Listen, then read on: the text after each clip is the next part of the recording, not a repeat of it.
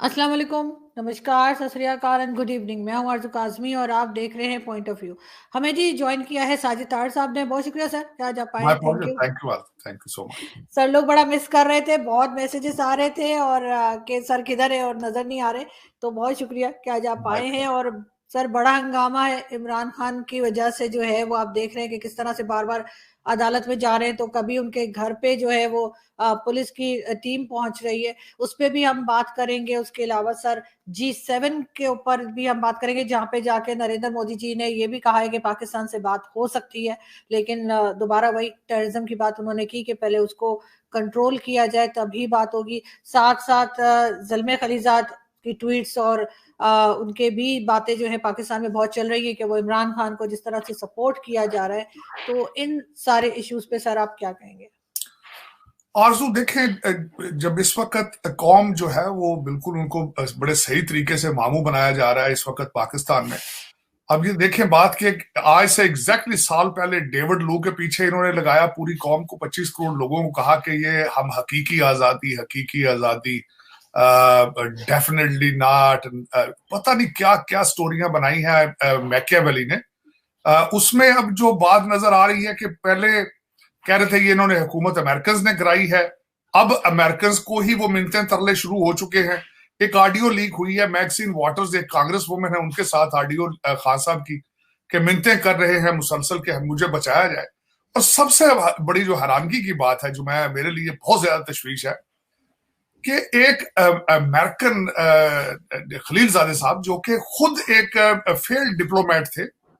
मैं यहां बताना चाहूंगा कि ये अफगानिस्तान के अंदर जो अमेरिका को सबसे बड़ा लॉस हुआ है वो उसके फाउंडर यही थे। उसकी वजह ये है, $85 बिलियन का असला छोड़कर और बच्चों की लाशें, फौजियों की बच्चों की लाशें उठा के जब अफगानिस्तान से भागे हैं तो निगोशिएट करने वाले जो थे ये यही खलीलजादे थे। मैं उम्मीद करता हूं कि खान साहब का हाल वो नहीं करेंगे जो उन्होंने पिछले गनी दौर में किया लोगों के साथ ही और अमेरिकन के साथ किया। यहां तक बल्कि लोग बात करते हैं कि आज तक इन्होंने जो भी काम किया है उसमें अमेरिका की बेहतरी उसमें नजर नहीं आई है, या जो भी उनका क्लाइंट हुआ है। लेकिन इस वक्त जो उन्होंने बड़े गलत अल्फाज इस्तेमाल किए हैं हमारे आर्मी चीफ के लिए, जो मैं समझता हूं कि एक बहुत गैर मुनासिब है। वो अमेरिकन है, वो अफगानी अमेरिकन है। पाकिस्तान में उनको इतनी क्या मजबूरी बन गई है? हाँ, ये जरूर सोचा जा सकता है कि जो लॉबी डॉलर आ रहे हैं अमेरिका के में जो दिए जा रहे हैं खान साहब की लॉबी के लिए, उनके साथ ताने बाने जुड़ते नजर आ रहे हैं, क्योंकि वो CIA चीफ थे, स्टेशन चीफ थे जिनको हायर किया गया है, और मौसूफ जो है वो भी उनके भी पेंटागन और इस तरह की सर्विसेज हैं सारी जिंदगी की, इसलिए उनके पेट में जो है वो बल पड़ रहे हैं। लेकिन ज्यादती है, पाकिस्तान का इंटरनल मैटर है। इनको आज इंसान नजर आ रहे हैं, कहते जी ह्यूमन राइट्स की वायलेशन हो रही है। मोहसिन बेग, राना सनाउल्लाह, तूर साहब, हामिद मीर, क्या वो इंसान नहीं थे जिनको मारा जाता था? इब्सार आलम जो है वो इंसान नहीं थे? उस वक्त क्यों नहीं ये चीखे, या ह्यूमन राइट्स की वायलेशंस क्यों नहीं हुई उस वक्त जिस किस्म के कवानीन बनाए जा रहे थे मीडिया के लिए, उस वक्त इन्हें कुछ नजर नहीं आया है बिल्कुल। लेकिन आज ये सारे जो है यहाँ, हाँ ये मैं जरूर कहूंगा कि यहाँ पे जो हमारे पाकिस्तानी डायस्पोरा है, जिस तरह 25 करोड़ लोग अंधे हो चुके हैं, उनकी भी इस वक्त जो है उनको कुछ ना नजर आता है ना सुनाई देता है। वो भी ना उनको उस्मान बुजदार नजर आता है, ना उनको इस वक्त मलिक रियाज के पैसे नजर आते हैं।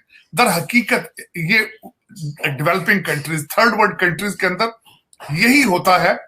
जब उनको बता दिया जाए कि ये मजहबी पेशरवा है, ये खुदा का अवतार है, ये गलती नहीं कर सकता, ये जिंदा पीर है, ये जो कुछ करता है ये बिल्कुल ठीक है। अब देखें किस खूबसूरती के साथ मौसूफ ने पूरी की पूरी मई 9 की स्टोरी को बना दिया कि ये सारा फ्रेम किया गया था। मेरी अर्ज यह है कि 2200 लोगों की जियो फेंसिंग की गई है। हजूर, इलेक्ट्रॉनिक दौर है। आपके भांजे ने कोर कमांडर की पतलून उठा के उसके साइज को क्रिटिसाइज किया था, उसको उसका क्या कहेंगे?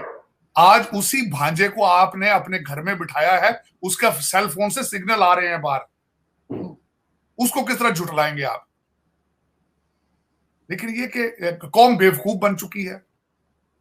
कौम को यह भी बताया गया है पिछले दिनों में कि अगले चीफ मिनिस्टर पंजाब के परवेज लाई होंगे या मुनस अलाई होंगे। लेकिन जब आंखों में पट्टी हो, जब पता हो कि हमने तबाही करनी है, मैंने बताया था कि वाहिद कौम है जो मैं दुख के साथ कहता हूं, वाहिद एक ऐसी कौम है जो अपने ही घर के ऊपर पेट्रोल फेंक कर तालियां बजा रही है, वाहिद कौम है तो सर दुनिया। सर इमरान खान कहते हैं कि जी सर्वे करवाया है उन्होंने और कह रहे हाँ, 71% जो मैं है वो सर्वे की इमरान स्टोरी खान। बताता हूँ। वो सारी दुनिया ने गूगल करके देखा है। एक तो वो 6 महीने पुरानी कंपनी है, 1200 फॉलोअर हैं सिर्फ उनके, और उन्होंने 5 घंटे के अंदर अंदर ये सर्वे कराया है जिसकी बात की जा रही है कि जो मौसूफ है वो इस वक्त पाकिस्तान के सबसे पॉपुलर लीडर हैं। हाँ, मैं सेकंड जरूर करूंगा इस वक्त, इसको मैं के साथ कोट करना चाहूंगा एक मुस्तनद इदारे की, वॉल स्ट्रीट जर्नल का जो आर्टिकल था, उन्होंने भी कन्फेशन किया इस चीज का, उन्होंने भी एतराफ किया कि मौसूफ जो है पॉपुलर लीडर है, लेकिन उन्होंने कहा खतरनाक है, उन्होंने कहा कि रेकलेस बिहेवियर है, रेडिकल है, और जितने इकोनॉमी के लिए या जो भी उनके आइडियाज है इम्प्रैक्टिकल है, उनको उनको किए ही नहीं जा सकता। लेकिन ये कि अब देखें, आप पाकिस्तान जिस तरह मैंने बताया है कि आसपास हर कंट्री जो है वो आपको नीचे छोड़ के बुलंदियों की तरफ जा रहा है, जिसकी हम पहले बात कर, मैं बल्कि यहां मेंशन करना चाहूंगा कि टेस्ला भारत में जा रहा है भारत की टर्म्स पर। उसने पहले भी नेगोशिएट करने की कोशिश की थी, उनको इश्यूज थे टैक्सेस के कि टैक्सेस बहुत ज्यादा है, तो वो अब मैन्युफैक्चरिंग प्लांट लगाएंगे भारत के अंदर और बैटरियां भी वहीं बनाएंगे। ये एप्पल के बाद दूसरी बात है ये। और ये तो एक बड़ी कंपनी है, जो मिड साइज कंपनियां तो कई जा रही हैं, उसकी वजह बताता हूं। अमेरिकन सैंक्शंस लगा रहे हैं चाइनीज ट्रेड के ऊपर, चाइना के ऊपर, और उसका फायदा उठा रहा है भारत। और उसका फायदा इस तरीके से उठा रहा है क्योंकि इस वक्त यहाँ पे जितने इंडियन इंस्टीट्यूट ऑफ टेक्नोलॉजी पढ़े हुए जो भारतीय निजात सीईओज हैं, वो हर अपने जो ट्रेड का डायरेक्शन जो है भारत की तरफ कर रहे हैं। भारत मजीद फाइनेंशियली स्ट्रांग होगा, और उसके बाद यह कि भारत मजीद स्ट्रांग होगा डिप्लोमेटिकली, क्योंकि प्रोडक्ट्स वहां से बन के ना सिर्फ अमेरिका में जाएंगे, दूसरी दुनिया में उस रीजन में भी जाएंगे। तो उसमें एक कंट्री जो है वो उस तरफ जा रहा है। दूसरा, यहाँ पे मैं रिसेंट एक आर्टिकल पढ़ रहा था आरजू, उसकी भी मैं बात करना चाहूंगा।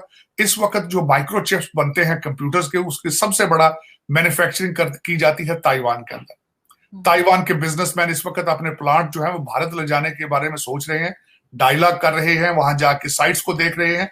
In the case of Chinese attack वो इंडस्ट्री भी भारत में मुंतकिल हो जाएगी। लेकिन मैं दुख के साथ कहूंगा, ये जो आज किया जा रहा है पाकिस्तान के अंदर, ये बहुत पहले कर लिया जाना चाहिए था।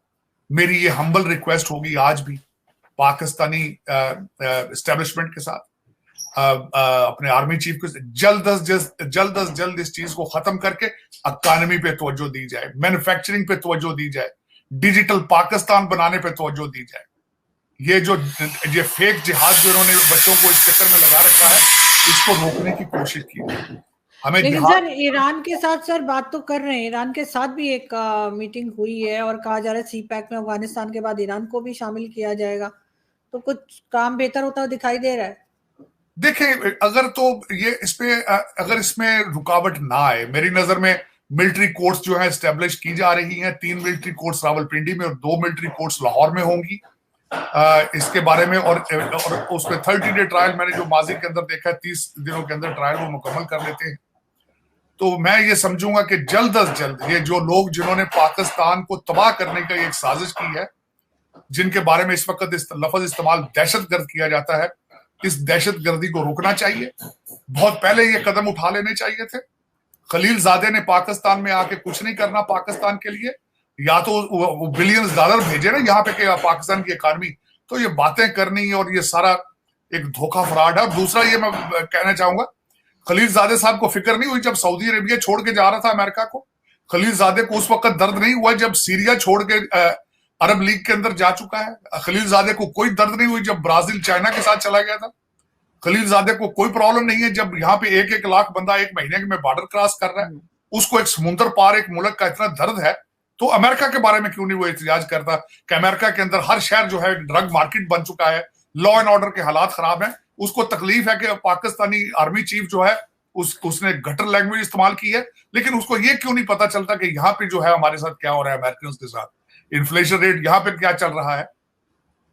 अमेरिका के अंदर हालात अपने उन पे तवज्जो नहीं है, और एक 7 समुद्र पार एक मुल्क के बारे में उसको दर्द हो रहा है।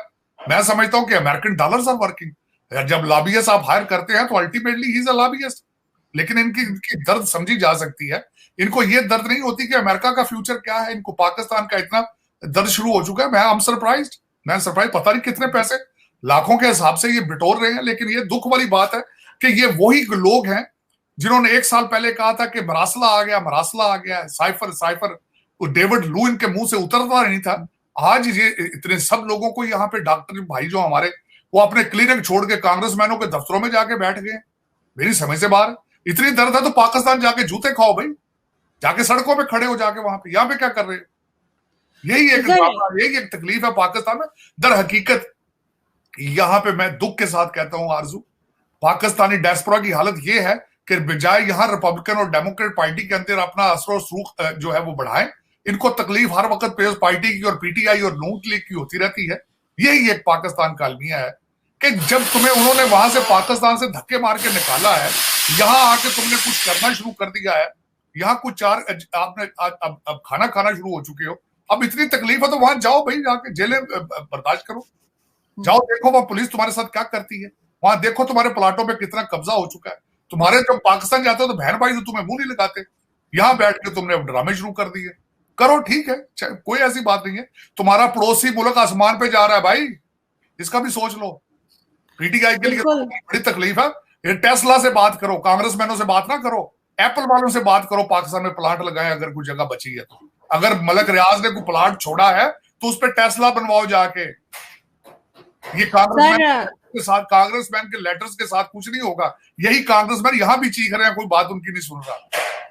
सर एक छोटा क्लिप बड़ा वायरल है जिसमें नरेंद्र मोदी जो के प्राइम मिनिस्टर है इंडिया के, उनसे गले मिल रहे हैं अमेरिकन प्रेसिडेंट जो बाइडेन। नहीं देखे तो वो गले कम मिल रहे हैं, पांव पड़े हुए हैं इस वक्त अमेरिकन प्रेसिडेंट उनके। वो पूछे कैसे आरजू कि उनको बावर करा दिया गया है कि इस वक्त इंडिया की सपोर्ट के बगैर आप जीरो हो। दिस इज व्हाट उनको बावर करा दिया गया है। अब रिसेंटली पापा गिनी और फिजी और वो सारे दौरों पे गए हैं, इस वक्त हिरोशिमा में है, तो वो उनको अपना पावर शो कर रहे हैं। और जितना मैं हैरान हूं कि किस खूबसूरती के साथ उन्होंने पूरी दुनिया को, जिस तरीके से उन्होंने ये बताया कि नेक्स्ट, और अब इस वक्त ओपन बातें हो रही हैं कि sun will rise from the east. लेकिन हमारा सन पता नहीं, हमारे टनल के अंदर रोशनी नहीं मौजूद है। मैं कल भी बल्कि मैंने ट्वीट किया है कि खुदारा यार पाकिस्तानी बनने की कोशिश करो। तुमने पाकिस्तान तो नहीं बनाया, आज भी अगर कोशिश करो तो शायद आप कामयाब हो जाओ। लेकिन प्लीज इस पे तवज्जो दें। उसकी वजह यह है कि आपके हर प्रोजेक्ट जो है, हर बात के पीछे डॉलर, पाउंड, फॉरेन इंटरफेरेंस। देखे ना, आपने जब जलाया जीएचक्यू को, जब आपने कोर कमांडर के घर को आग लगाई है, तो उस वक्त आपने अमेरिकन से पूछ के आग लगाई थी। आज उनसे कह रहे हो कि हमारी मदद की जाए। और दूसरा आरजू देखें पाकिस्तान के हालात, वो जो इस वक्त चीजें आ रही हैं, जो हमारे पिछले आर्मी चीफ हैं, उनका दामाद और उनके बच्चे, वो उनको भी पकड़ा गया है।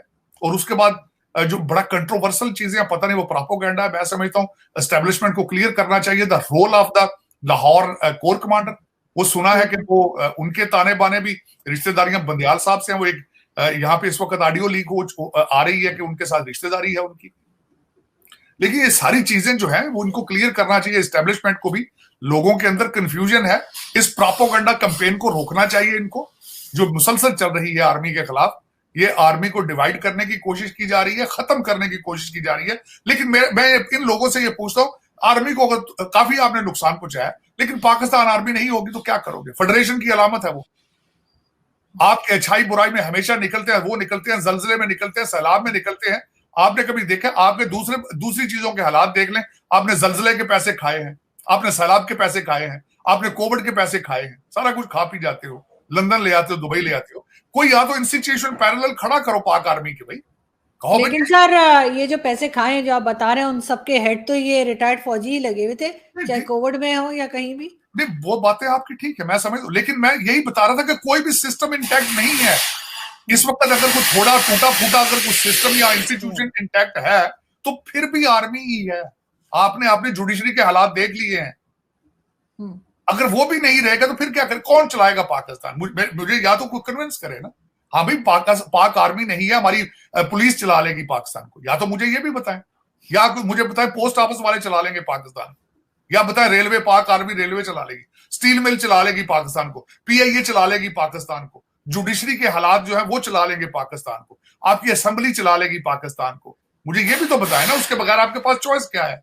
You don't have any choice. चल तो नहीं रहा सर, चल तो अभी भी नहीं रहा, इसको चलना तो नहीं चल करते नहीं हैं रहा, बच्चे। चले फिर भी मैं समझता हूं, आप बैठी हैं टीवी, आप देखिए प्रोग्राम कर रही हैं, कम से कम अगर कोई दूसरे होंगे, ना बिजली होगी ना पानी होगा, तो फिर आप ये सारा कुछ क्या होगा सारा इस मुल्क के अंदर? चल तो मैं मानता हूं बात आपकी, लेकिन जिन लोगों ने जो जो ड्रामा किया, अच्छा फिर आप अगर ये नहीं है तो फिर पीटीआई है, फिर परवेज लाई साहब है, 300 अरब की करप्शन के चार्जेस हैं उनके ऊपर अपने 4 महीने के दौर के अंदर।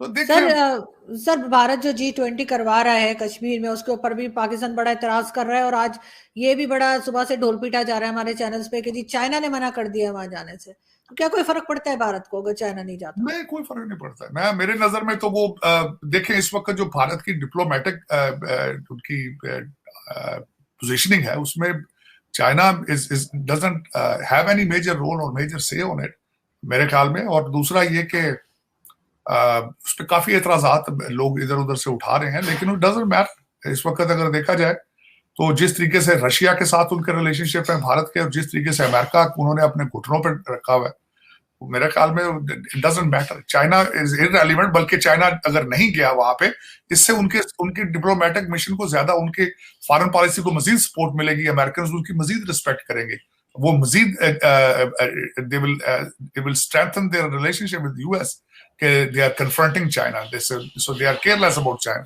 सो मेरे ख्याल में तो वो चाइना इस वक्त, चाइना ने एक अपना रोल करने की कोशिश की है कोविड के बाद, रशिया के साथ अलायंस बनाकर उन्होंने काफी टफ टाइम देने का प्रोग्राम बनाया है यूएस को, अमेरिका को। और दुख के साथ है अमेरिका के पास कोई काउंटर प्लान नहीं है, क्योंकि वहां पे उनके नुमादे खलीलजादे जैसे हैं, बजाय अमेरिका के वो 7 समुंदर दूर एक मुल्क के बारे में ज्यादा इंटरेस्टेड हैं पैसों के लिए। और यही अमेरिका के साथ हो रहा है, यही ट्रेजिडी है, पहले भी यही ट्रेजिडी थी। अमेरिका के अंदर हालात खराब हैं और इनको यूक्रेन का दर्द जो है वो मारता जा रहा है।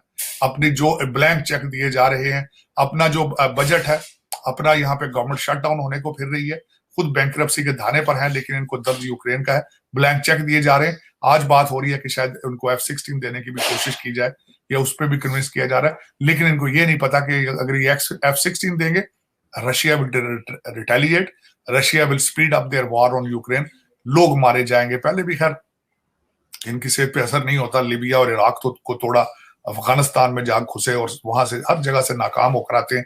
अब मेरा ख्याल है यूरोप की बारी है, ये मरवाएंगे यूरोप को भी और यूक्रेन को भी।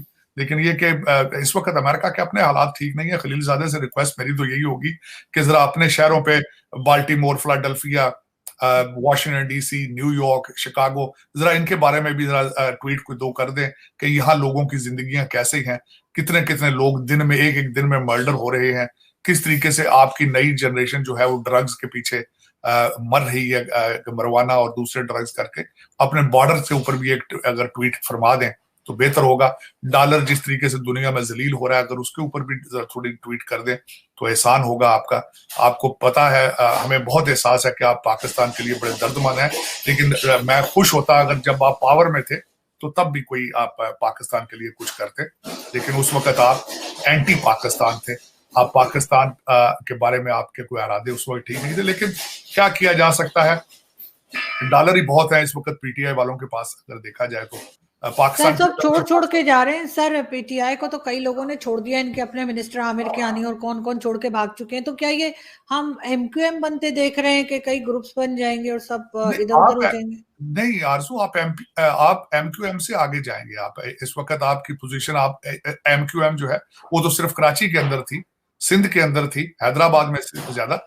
आपकी बीमारी जो है वो कई जगहों पे, कई नई जनरेशन को जो आपने ये बताया है ना कि ये गलती नहीं कर सकता, ये खुदा का अवतार है, नौजुबिल्ला, ये जो बात करता है हक सच की करता है। एमक्यूएम वालों ने ना, अल्ताफ भाई ने मजहब को नहीं बेचा था, वो एक पीरो मुर्शद नहीं बने थे। तो ये तो पीरों वाला काम है, ये तो कालो बकरों का काम है, ये तो वारदात ही अलग है ना। यहाँ पे तो भाई वो नौजुबिल्ला, मैं समझता हूँ कि कहते हैं 21वीं सदी का पैगंबर है, तो तो यह यहाँ पे तो बहुत नुकसान होगा और हो रहा है मुसलसल। इसको अगर ना रोका गया तो इट्स अ डेंजरस फिनोमेना।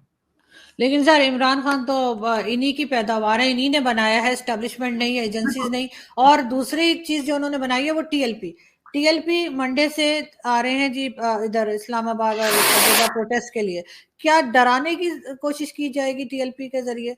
मजहब आरजू कार्ड खेलते हैं ना। नहीं, आरजू उसमें बात करना चाहता, आपने कहा कि ये एस्टेब्लिशमेंट की पैदावार है। देखिए, मुझे पाकिस्तान में कोई लीडर बताएं जो एस्टेब्लिशमेंट की पैदावार नहीं है।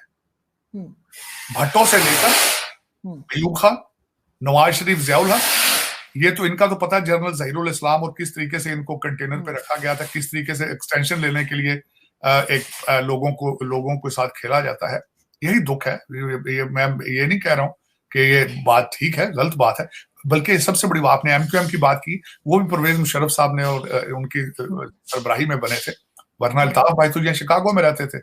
लेकिन ये कि मैं बता ये रहा हूं कि मैं इसके हक में नहीं हूं कि आर्मी पाकिस्तान को चलाए, लेकिन जिस पॉइंट पर पहुंच चुके हैं, यहां से आर्मी के रोल को निकालना अगर चाहते हैं तो 10 साल का प्रोजेक्ट है।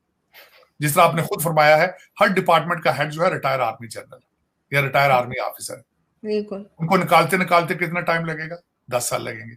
आज आप अगर आर्मी न्यूट्रल होती है तो आपके सियासतदानों को समझ नहीं आती करना क्या है। कॉल के बगैर तो वो बिहेव ही नहीं कर पाते, क्योंकि उनको तो ऑपरेट किया जाता है पीछे।